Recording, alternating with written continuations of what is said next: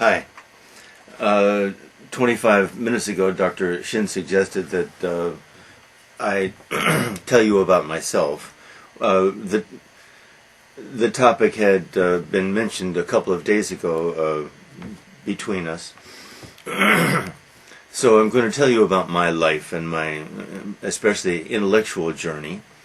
The life of this perhaps strange person who appears before you, you who see them, in these tapes that Dr. Shin produces.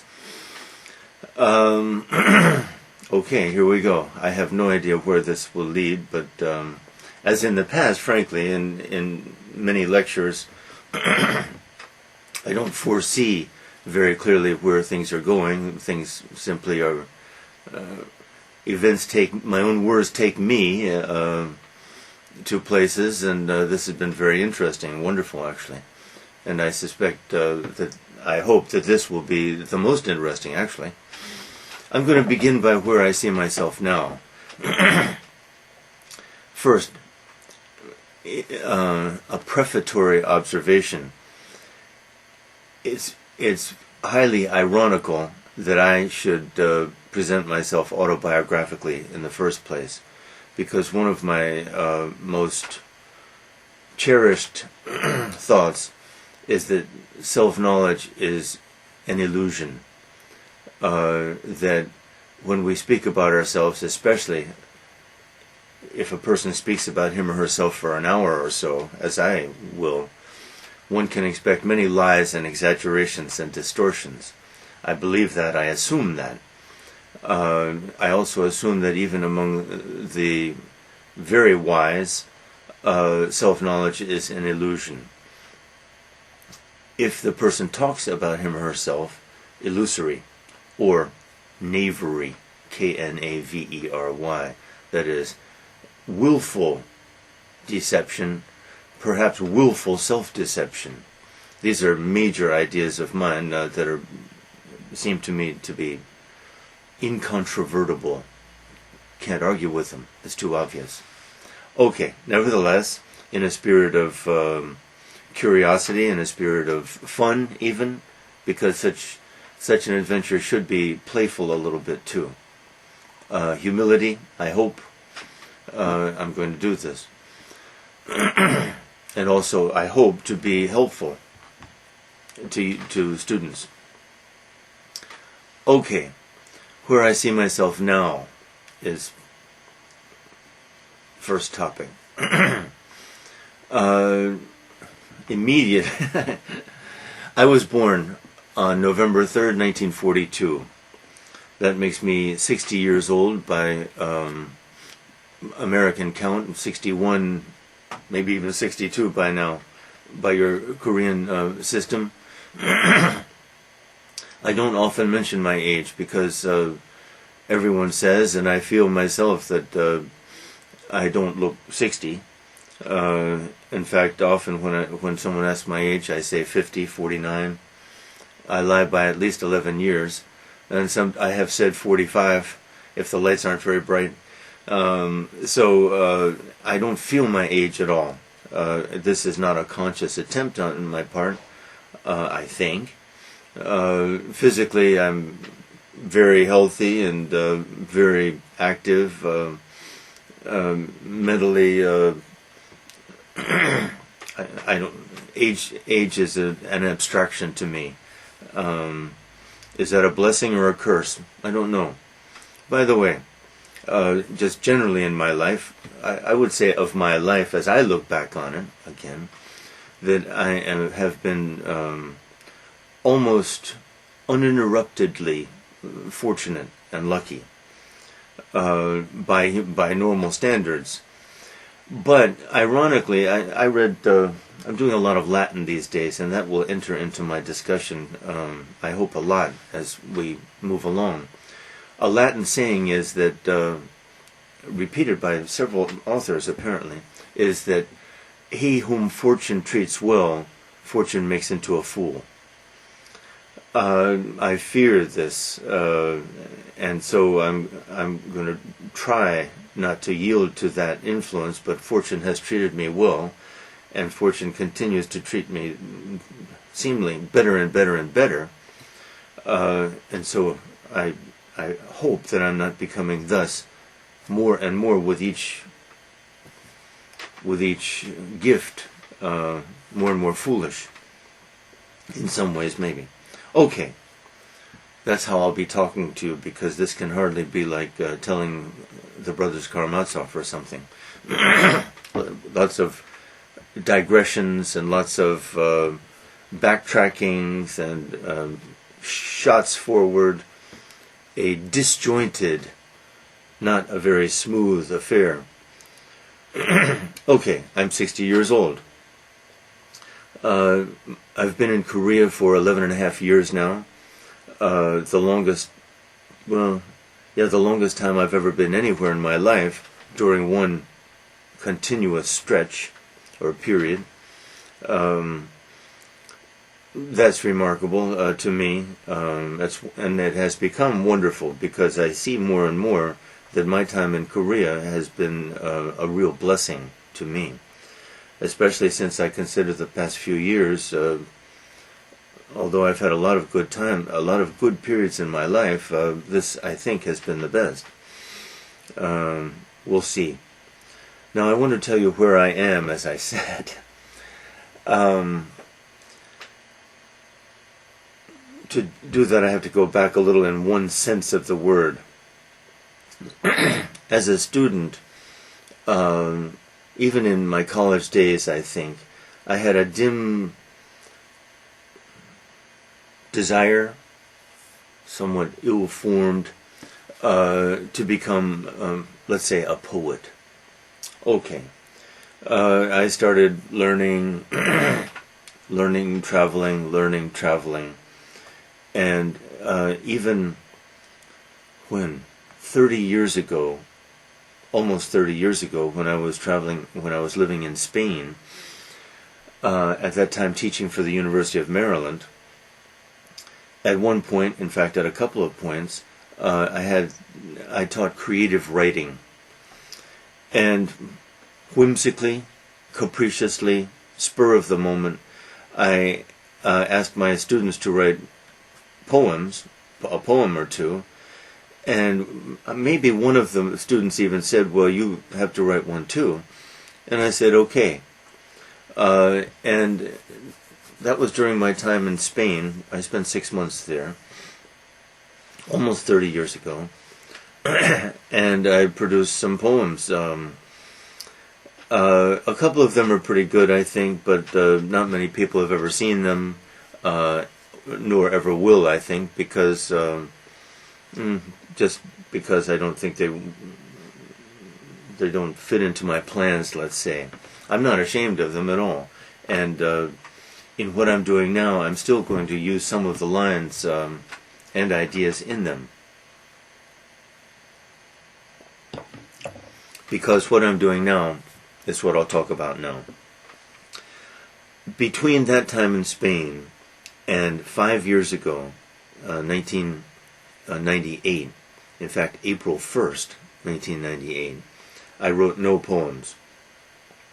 I traveled and studied, and I kept notebooks, huge notebooks, as I have done for 40 years at least, more than 40 years. And in my notebooks, I started, even 25 years ago, to record whenever possible 8-beat lines, tetrameter lines, da-da-da-da-da-da-da-da. Not necessarily that rhythm, but da-da-da-da-da-da-da-da, 8 beats. Somehow, I guess I felt that the tetrameter line was for me. No idea why. Then I used to tell my wife, in fact I told her from the start, that I wanted to write poetry. Now here's the perhaps the knavery, the part I can't be very proud of. though I think everything will turn out okay. And that is that my early in my marriage, that's almost 25 years now, for a period of about 3 years, I worked, that is, made very little money. My wife supported us, because of travels, and Maryland, University of Maryland simply had no courses for me wherever we were. Doesn't matter where, I'll tell about that later. And those were years of very intense study. It was a period from 1976, June in fact, to 1981, 82, 7 years.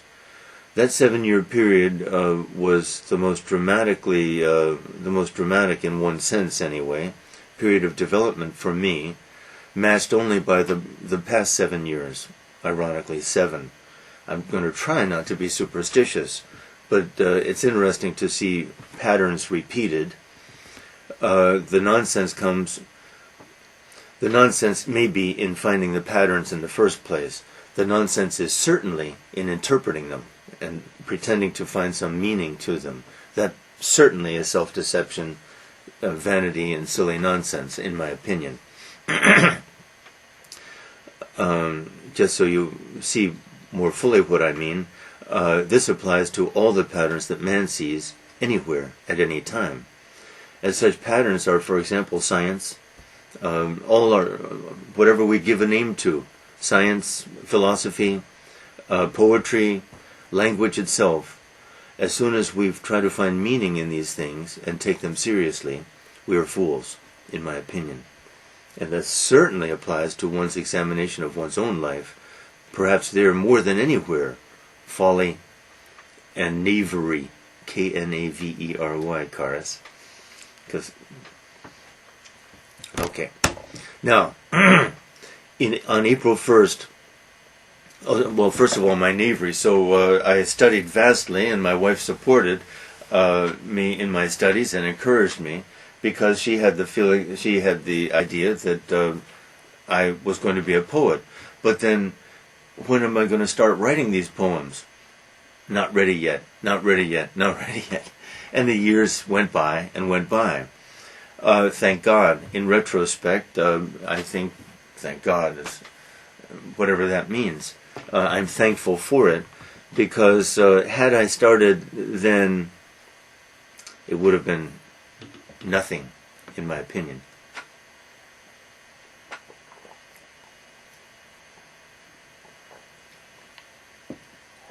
Sorry, you're not wanting to watch me drink coffee, I think, but here we go. It's early in the morning.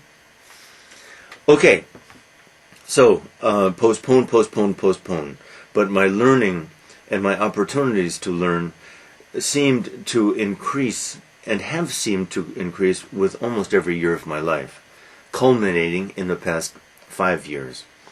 Okay, on April 1st, 1998, largely because a friend at that time knew at least some things about me, this friend had suggested, what, are you going to start? Finally I said, okay, on April 1st, I'm starting. The person probably didn't believe me, and I'm not sure I believed myself.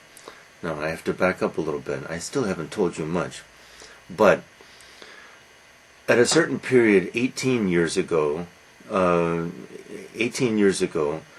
I gathered together my notebooks, then 15 notebooks, thick notebooks, and I started to go through them, and I distilled them, and I still have these notebooks, into about 5 notebooks, distillations, I called them, 1, 2, 3, 4, 5. In those notebooks, I took what I thought were the best materials, lines, ideas, quotations, some of them pages long, most of them just one line. By the way, in my tetrameter notations, I seldom put even two lines together. These are mostly single lines, and that's important to me, as you'll see. Anyway, 18 years ago, I made those distillations, and then I was alone for a certain period of time, and I tried to think, now, if I ever do write a poem, what might it be about? And it occurred to me, okay, 4 different characters talking about things. And I even kind of gave these 4 characters names from people whom I had known or knew at the time. 3 males and a female, in fact. I frankly do not remember whether I then regarded those as 4 aspects of myself, or when that idea occurred to me. And so, bear with me a moment. I even collected notes. I even sorted out my notes through my notes and gathered them under about 10 different headings.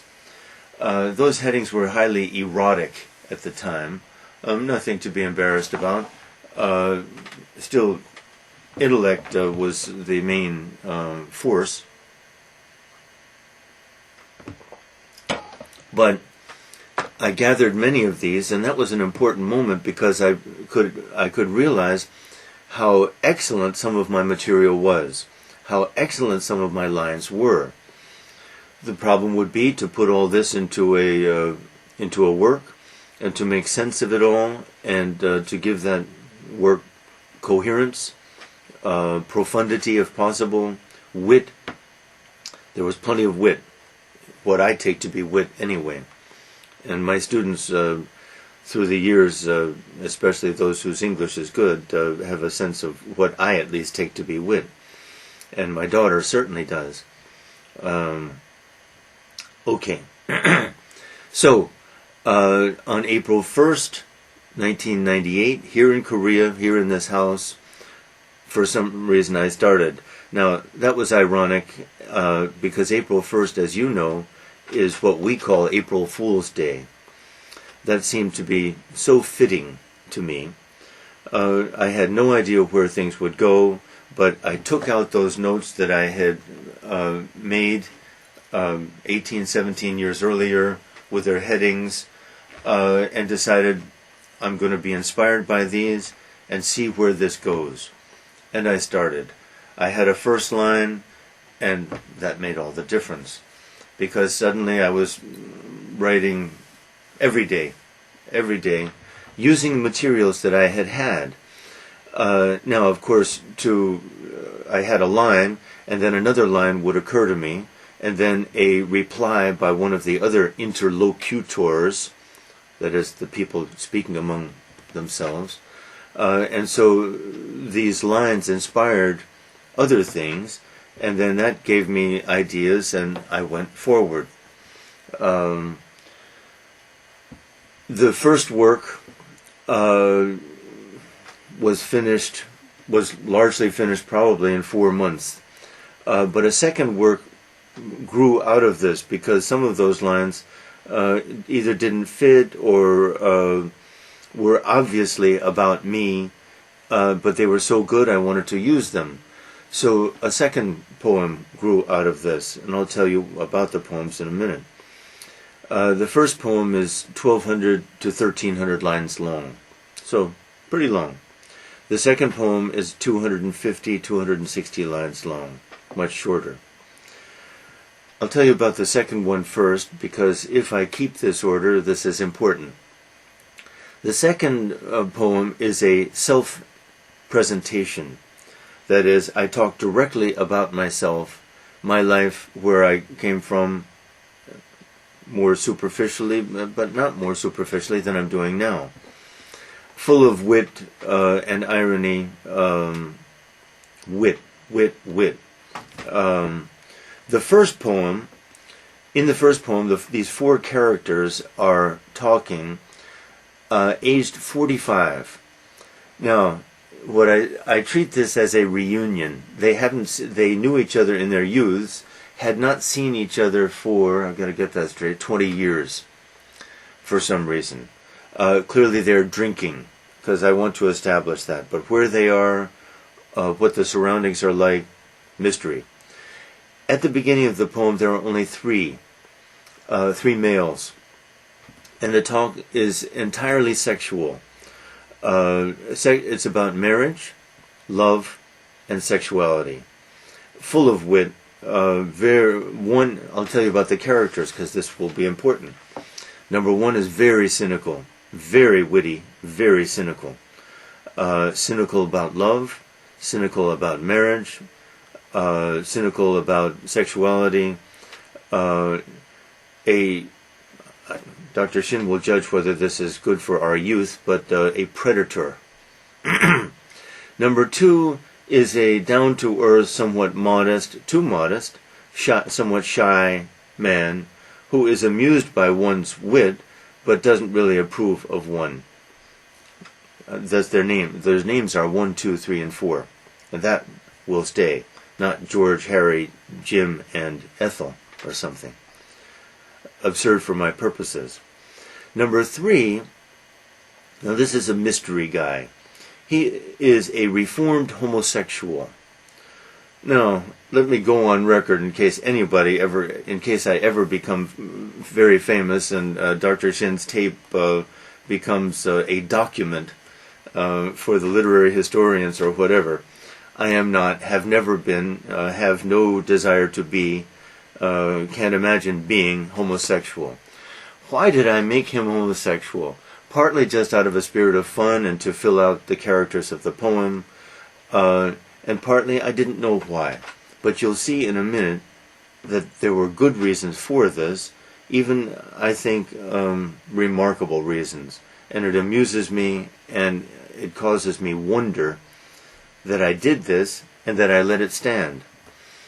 The three guys are talking cynically about everything. Sexual, marriage, and love. Okay. Number 3, reformed. So he has become much more philosophical. He is not very happy with his past, but he lets it be, and he has become kind of ascetic, A-S-C-E-T-I-C, no longer interested in things like that. Number 4, the woman arrives late, perhaps 1/4 through the poem, 1/4, maybe, about 1/4. Apologizes. They treat her with respect and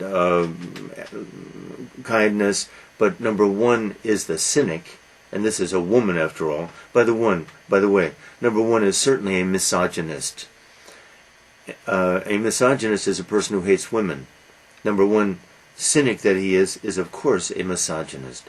And so the tension but exchange of wit between 1 and 4 is very important. Number 4 is a wise, sharp, witty woman, and there are reasons for that, as you'll see. And why I let that happen, I don't know. Why she's a woman, I don't know.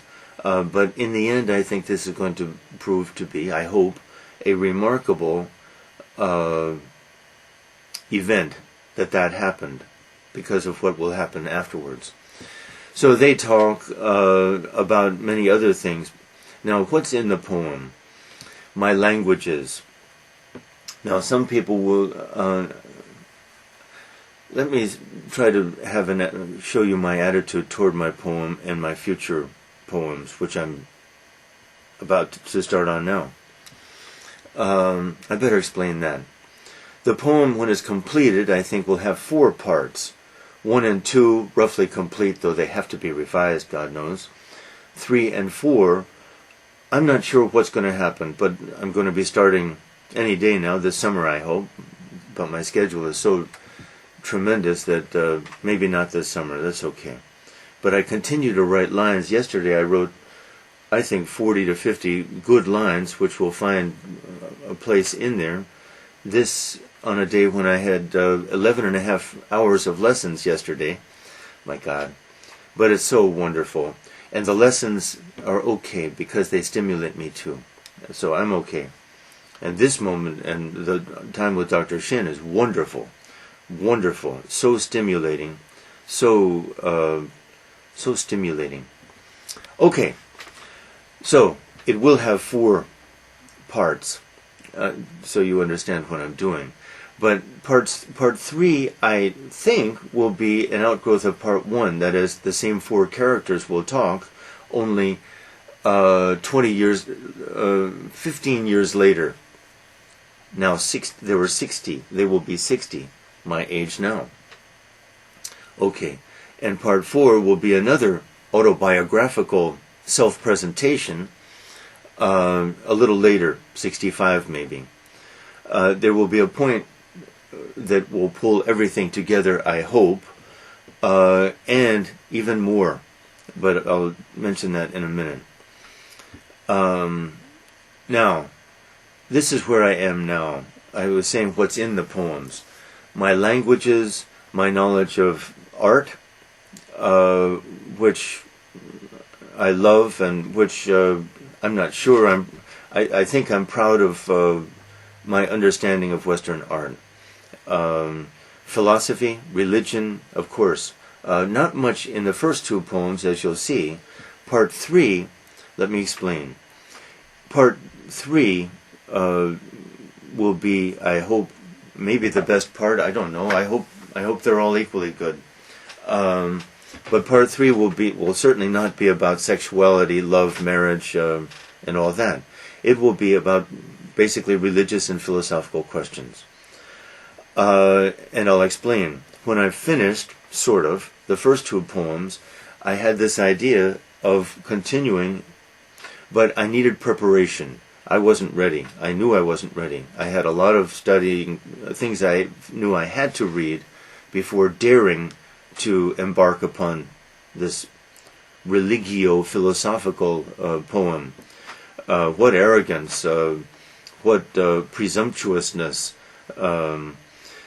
But my training, I think, and my life make me uniquely fit to do this. So everything points toward these poems. If I write them, if I even write them, I said I would tell you my attitude toward them. If I even write them, I think my whole life has led me toward this. And if I fail to write them, in the end, what does it really matter? It's not serious. Even if I become as successful as I think I should be, maybe it won't happen, but maybe it will happen. World famous or something. A little side joke. I used to tell my students here at Daegu American School, where I have taught for 11 years, a couple of times, I'm Cook, I know a lot, I'm a learned man, and somewhat naive students have said, yeah, well, Lord, Dr. Cook, have you written anything? Yeah. Is it famous? Yeah, I have the Nobel Prize. And I would smile a little bit, but many of them believed me. How wonderful. How wonderful. Where is it? Well, actually, I threw it away. I kept the money, but I threw it away. Wow. Will you show us your books? Well, I don't want to yet, but I will sometime. Well, this became a joke around my school a little bit. Not by everybody. Everybody's not interested in Cook, but a lot of them are, because I'm kind of enigmatic. Who is this guy? What is he doing here? If he knows as much as he seems to know, why is he here in Daegu? Why isn't he at Harvard? Why is he here at TAS, Daegu American School? Why isn't he at Harvard? Why isn't he a famous professor if he knows as much as he seems to know? Well, this is wonderful, charming and wonderful. I've told them that I make more money here than I would at Harvard. That may be true, but it may not be true. It doesn't matter. And so all of this said in jest, spoken in jest, nevertheless has kind of lodged itself in my mind, and I kind of have the idea that one day I will win the Nobel Prize for Literature. Maybe it'll happen, maybe it won't. This may be an example, by the way, of fortune treating one well and making him a fool, which I mentioned to you earlier, possibly. Have I become now vain? I don't think so, but I don't know. Self-knowledge, excuse me. Just try not to take oneself or such things seriously at all. If I write my work and finish it and am satisfied with it, my thought all along has been to try to publish it in London. My antecedents for this are considerable. T.S. Eliot, whom I discussed the other day, Robert Frost, even Pound, Americans who went to London and published their first works virtually in London, remained in Europe for a long time, as I did. Well, Frost, no, just 1 year really, but Eliot forever, and Pound forever. But I have mixed feelings about these guys, even Frost. Haven't explained Frost, but okay. So, I hope to publish them in London. If I have to, and if this is humanly possible, I'll even try to publish them at my own expense. In fact, I'd kind of like to do that, because that way I retain some control of what happens. It's not just all in somebody's hands, or under their control. I hope to have money enough to do that, if it can even be done. I don't even know that it can be done. I'm content to follow fate on that. In fact, a secret thought of mine, I'll confess, it has occurred to me within the past couple of days, is I better not say that. I'm going to show some discretion. Okay, so where am I now? I've finished those 2 poems. I have vast material. Oh, let me explain that. During these past 5 years, I have taken vast notes. And, more to the point, my first 2 poems are in tetrameter, as I have implied. That is, 8-beat lines. So, what an advantage I had, knowing that I wanted to do these other 2 poems, of course, in tetrameter. Well, this has meant that all of my notes, I think every day in tetrameters. Yesterday I wrote at least 40 lines in tetrameter. To have one's form is a huge advantage. Huge. Another point. The notes that I have taken, I may have 3,000 lines, maybe more, that I have already written. So this is not a poem that has to somehow take form from nothing. This is a poem basically that's already written, that I have only to put together like a jigsaw puzzle, and I know pretty much the order of the topics that these people will discuss. So this task will be much less daunting than the other, at least superficially, because I have thousands of lines, many of which I think are very, very good. And I'm dealing with the greatest topics, I think, and I have great lines about them, I think. I think I have something important to say. And what I really think is, if it happens, that this will be, I hope this is the greatest poem in the English language since at least Wordsworth's Prelude, beginning of the 19th century. I hope it's better than that. Possible? Possible. We'll see. I think it should be, because, once again, I think I'm uniquely suited to this task. I think I have abilities, intellectual curiosity, enthusiasm, these are the main things, but training, vast traveling that no one has ever had. Training that no one has ever had. I didn't go to Harvard, I wasn't an academic star, but most of my development has been after my formal education. And my travels took me to places and put things in my lap, this is the fortunate part, which I would have been, I think, a fool, a lowly fool, to have ignored or to have spurned, not to have accepted.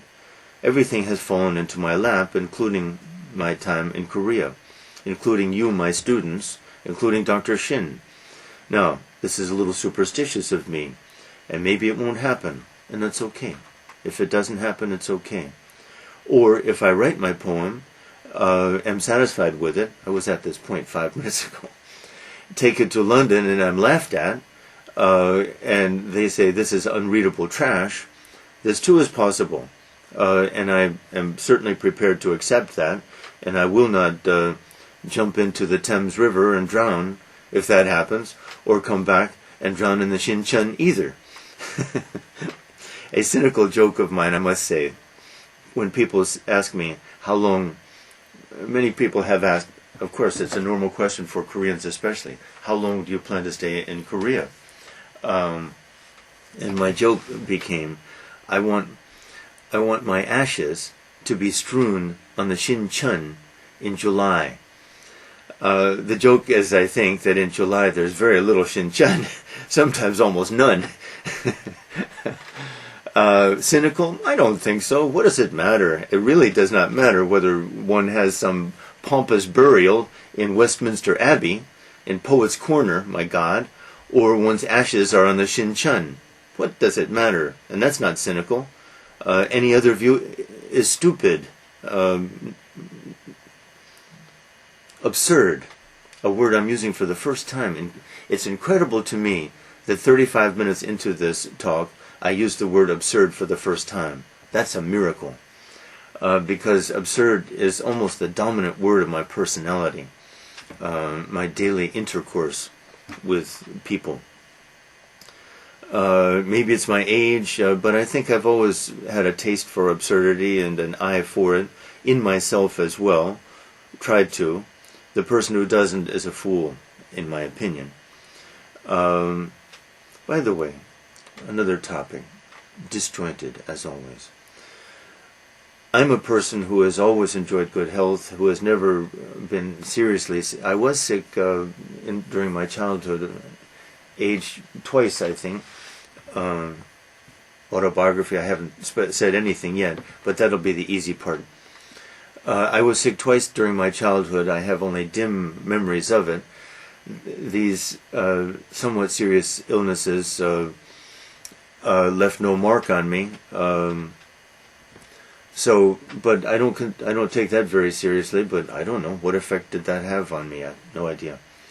But since then, I've never had anything worse than a cold that I can remember, or a flu, a fever, blah blah blah, normal stuff. My health has always been very good, and my outlook on life must be affected by that, because my outlook is cheerful. My personality is cheerful, with that irony, but that's part of the wit and humor that are so dominant in me. But a serious note, because I have not known very serious adversity in life, I realize that this must be a shortcoming in me.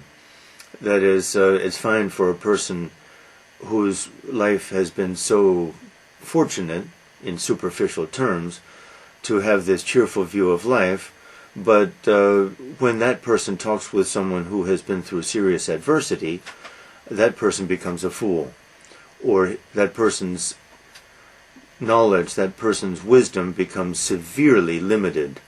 When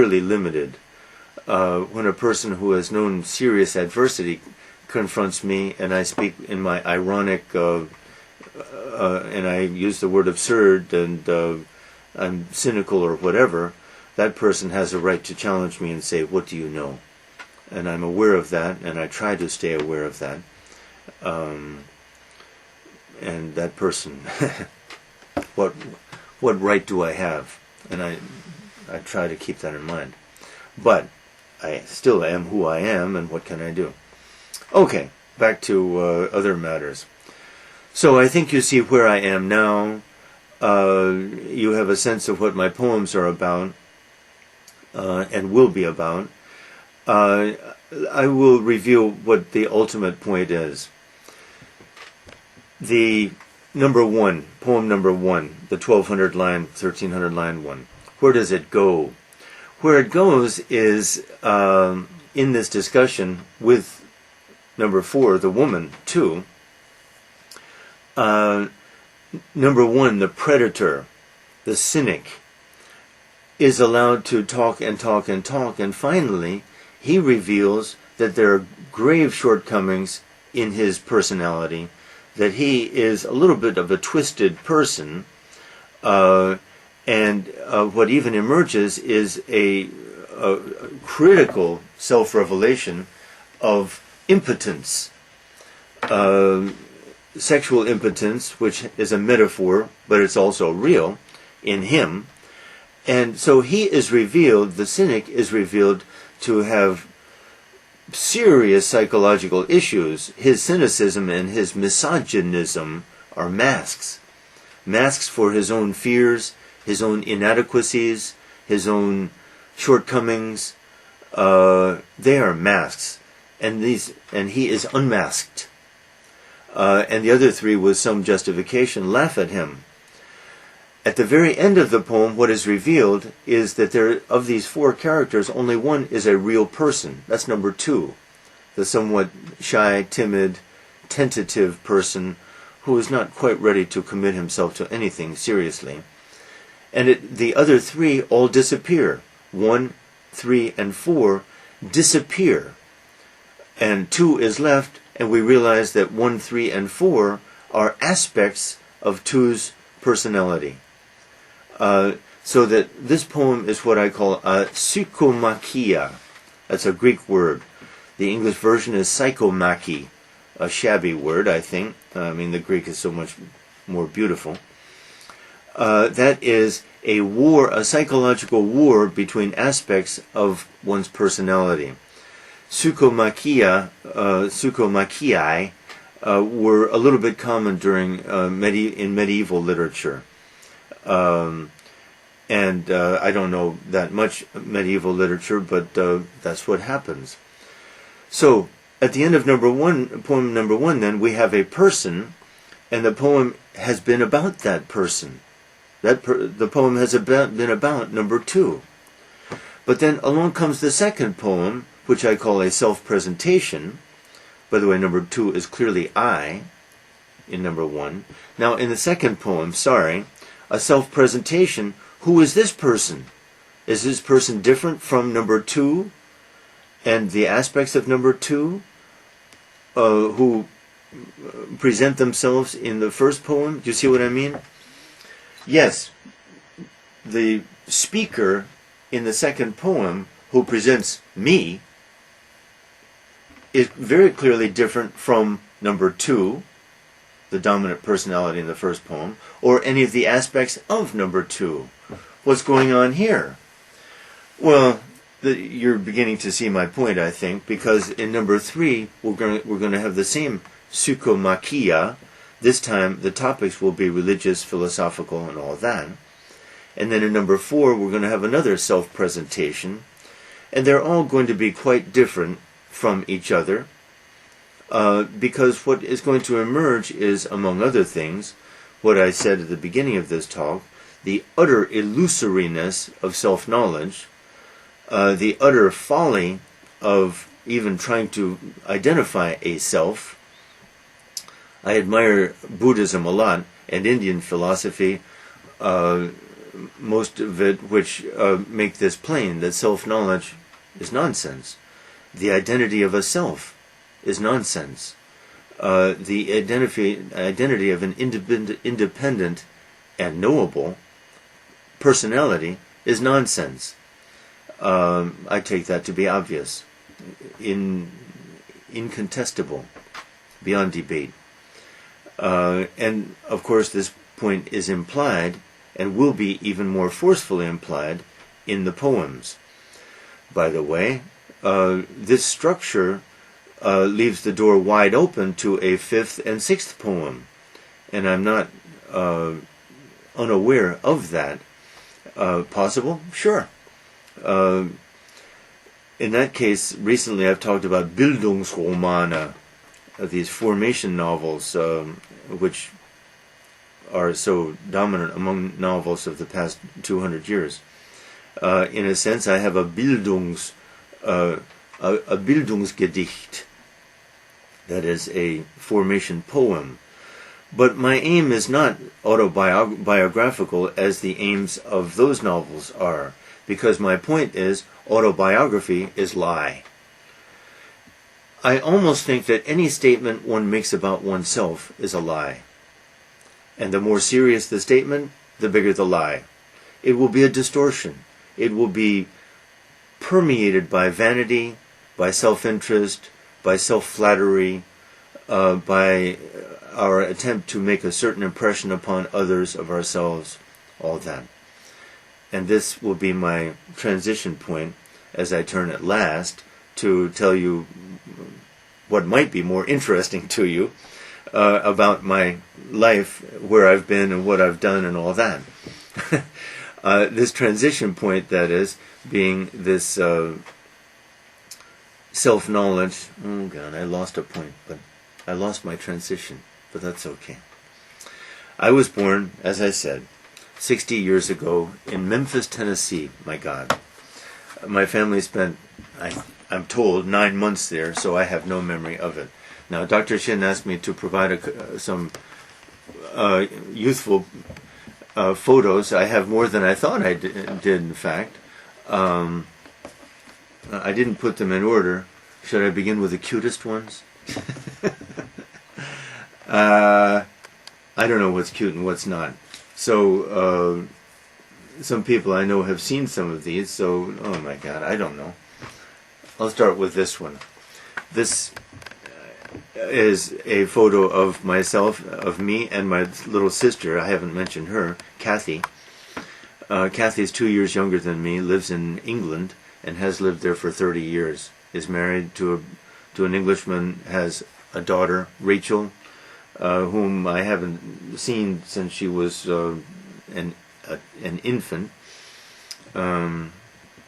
Anyway, I'll better go faster with this. Here's another one of me very young. These were taken at my grandmother's house in Silver Creek, New York, which is near Lake Erie and Buffalo, upper New York State, where my family used to go from time to time, summers especially. Here's my father and grandmother at that same house in Silver Creek. And Silver Creek, I guess, is a little important to me. That's where my father grew up, in that house, raised mostly by my grandmother, Grandma Lucy. My paternal grandfather died when my father was 9 years old, maybe, quite young. Here's a picture of my mother, who's still living in Florida, and me, taken I'm not sure when. And here's a picture of my father, companion pieces. I'll tell you more about my father and mother in a minute. A couple of other things, blah, blah, blah. My father, my grandmother, and me again. My father, my sister, and of my father, my sister, and me again, on the steps of that same place. Why do I have these and none others? Because when we bought the house in Georgia, and my wife went there with the children, they took the photo albums, of course, and that's where they should be. Here's my father in the U.S. Navy. He was a naval officer, unheroic, he would say, in the Pacific, fighting the Japanese. He was a quartermaster, which means he was in supply, especially food. But there he was, and it seemed to be important to him. All of these, once again, virtually all of them, in Silver Creek, New York, where my grandmother lived. Okay, so much for the photos. That's the best I can do. Sorry, but I don't have much. I don't attach much value to photos of memorabilia like that.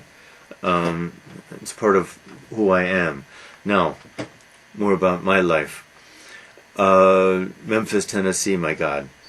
I've never been there since. I have no great interest in going there. What is that to me? A little about my parents. My father grew up in Silver Creek, New York. His mother, Grandma Lucy, was the town clerk for 40 years, I think. Not rich, not poor. He thought of himself as poor, but really, no. She was a town official, had a house. Modest beginnings, I suppose. I guess he was a good student, pretty good student. He went to Antioch. Now, Antioch has changed fortunes many times. It's in Ohio. He went there because Antioch had a work-study program which allowed him to study, work, study, work. And as I recall, he got his degree in 6 years, business, but that was good for him. Then he got a job. This was when 1940, 39, 40. The war had already begun, as you know, in Europe, and in 1939. Everyone knew that sooner or later the U.S. would be involved in that war, just like World War I. But people, of course, were not eager to get involved in that war. But, okay. So my father met my mother, I'm not sure where, Chicago maybe? Why Chicago? No idea. Now about my mother. My mother's father was professor of American history at University of Chicago. Published 6 or 7 books in his time.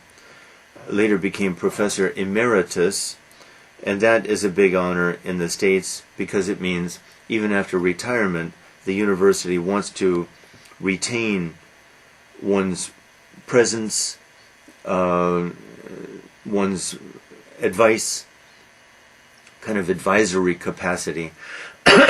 So he was a little bit of a famous man and an academic. He married late in life. My grandmother is a shadowy figure, my maternal grandmother, whose name escapes me. I met her, I guess, when I was very, very young, have no memory of her. My God. That's terrible, but long time. She had no direct impact on my life. My grandfather, very little. They had a summer home on Martha's Vineyard in Cape Cod. Now the playground of the very wealthy has been the playground of the very wealthy for the past 50 years. So they owned land, which if it were mine now, would be worth a lot of money, millions. But my mother and sister decided to sell it 50 years ago because they could use the money. They sold it for nothing. So, but that's a joke. It doesn't matter. But I remember time spent there because we spent a lot of time there, I guess, up until when I was about 8 or 10, maybe. 8, maybe. But I still remember it, the cottage more than house, right on the ocean, right on the Cape. The woods, the pine trees, I remember. We went there summers, at least. Okay. Grandfather, grandmother, grandmother, parents. My sister, Kathy. We have always gotten along real well. Talk about that a little later. Okay, where did we live? So after Memphis, when I was about 9 months old, I guess, maybe the war started. My father was drafted into the Navy. He was a naval officer and sent to Richmond, Virginia. a place, no, not Richmond, somewhere on the coast, wherever the Navy has large operations. And from there, I guess my father shipped out, as we say, to the Pacific. So my mother was left with us, pregnant.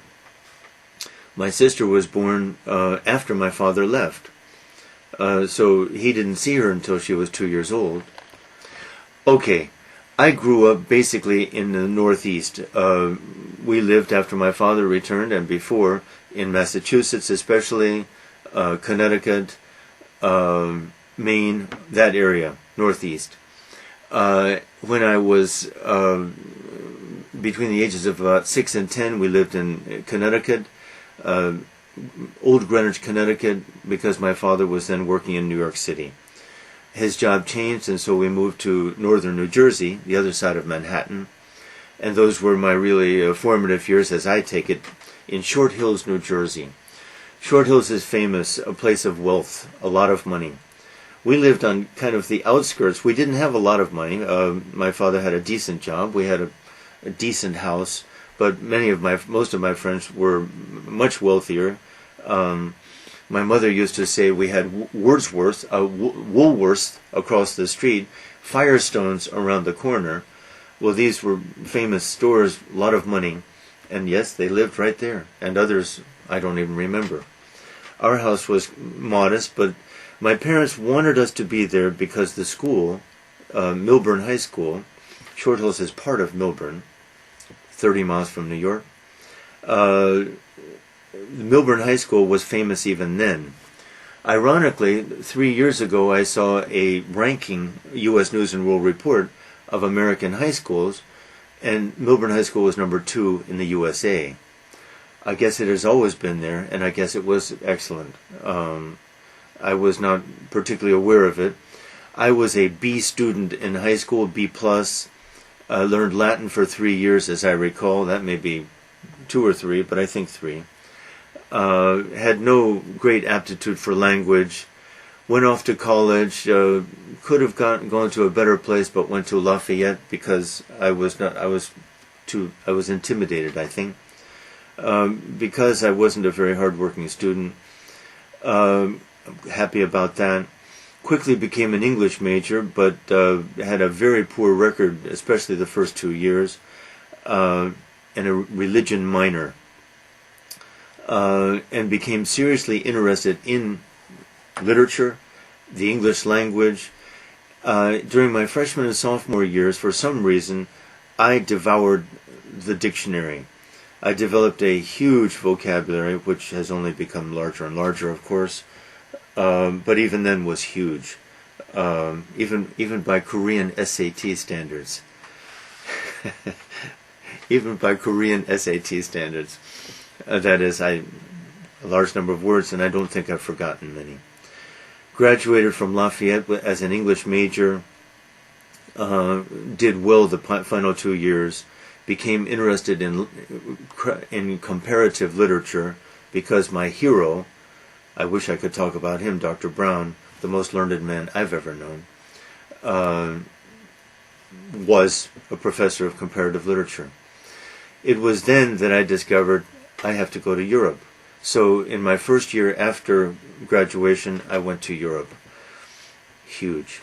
Lived in France, traveled very widely, devoured the French language, devoured French poetry, became very knowledgeable about French poetry especially, and the French language. Spoke it not so well. Too shy and too busy. Returned to the States, went to Duke University to get a master's in English, and then went on to UNC, which is nearby, 7 miles away, University of North Carolina at Chapel Hill. 2 wonderful places, and Duke is now very high ranking. It was not so high ranking as I recall then, but I don't know. So, English major, did not do well at Duke, but wrote an excellent thesis, master's thesis, about T.S. Eliot, about which I've spoken. Did very well at UNC, majored in French and Italian, and studied Dante. Took a course on Dante. In fact, the course was on the Purgatorio Paradiso. So I had to devour the Inferno by myself, but that was no problem. That changed my life, and it continued my interest in religion, and especially Catholicism. And to study Eliot is to become interested in this Anglo-Catholic approach to life. Won a Fulbright scholarship to write my dissertation in Milano, in Italy. So things were going. I was more and more an academic small star. Went to Milano, learned Italian very well, and those were golden years. Not only for Italian, but all the years in Europe, art, music. I have been passionately interested in classical music since 7 years old. Why? I don't know. It wasn't my parents' pressure or even a little bit of encouragement. My mother's good at that. But I knew quite a lot about classical music when I was 8 years old. I never learned to play anything. Piano tried, but was not good at it and didn't have the patience for it. But a love of the music I have always had, almost always in my life. And my years in Europe, I spent 23 years in Europe, lived in most countries in Europe, and learned the languages. All of this I take to be my unique calling, because I know Europe better than almost anybody. I don't believe there could be too many people. Of course, I haven't been there for a long time now, but during my years of travel and study, I went everywhere, Michelin in hand. I knew the museums of Europe better than anybody, better than art historians, I think, and that's why I call myself a kind of art historian and speak with some authority about art history. The languages, I knew that I had this opportunity. Meanwhile, I started to teach for the University of Maryland, a huge